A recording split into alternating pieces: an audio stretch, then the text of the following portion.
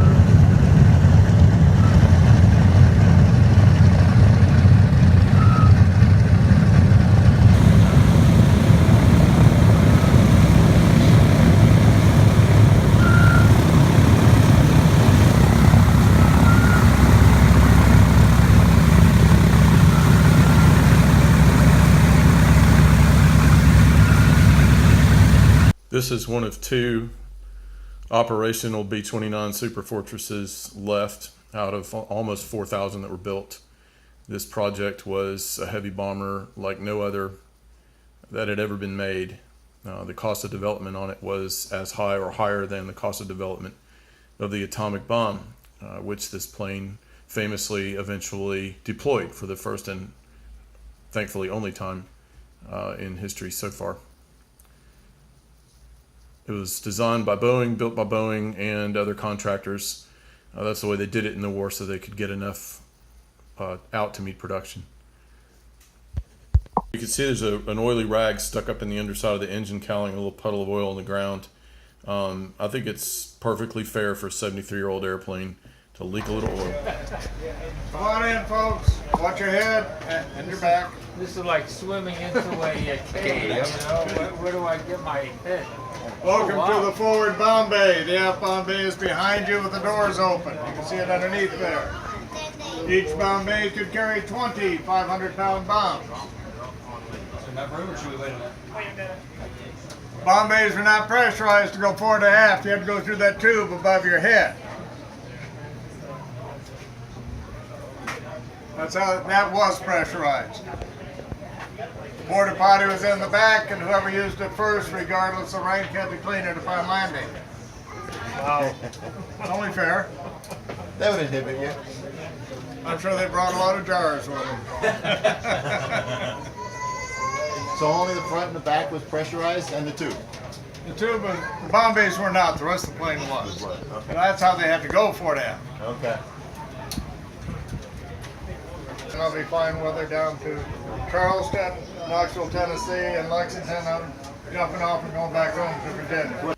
So here we are up in the cockpit.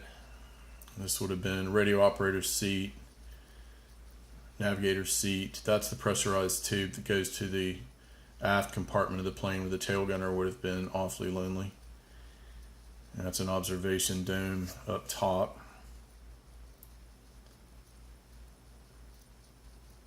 It's so cool to be inside one of these things. It's just like, who would think you'd ever get to do that? I'm wondering if that's the pressurized cabin pump relay. I slowed this video down. They don't give you any time in there. There's obviously the crew's trash. Navigator's table. Thinking these seats would have originally been covered in leather. Long, lonely view of the Pacific for hours and hours and hours. Instruments and radio equipment. I mean, these things flew the strategic bombing long-range missions over Japan in the hundreds. These planes are the deadliest machines in human history. Fleets of them destroyed almost every Japanese city.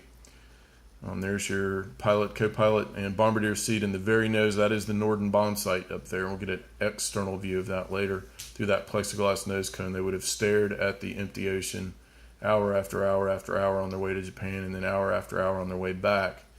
And if they were lucky, they'd get back to their bases on Saipan, Tini, and Guam, and not have to ditch in the sea or land in an emergency stopover at Okinawa or Iwo Jima. The twin 50 caliber turrets on this plane, unlike the B-17 or the B-24, were remote controlled from a central analog computer controlled fire control system. It's very advanced.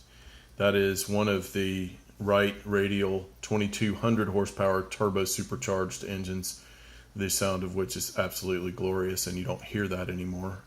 That's the Norden bomb sight in the nose, up there where the bombardier would have been able to precisely zero the plane in on its target.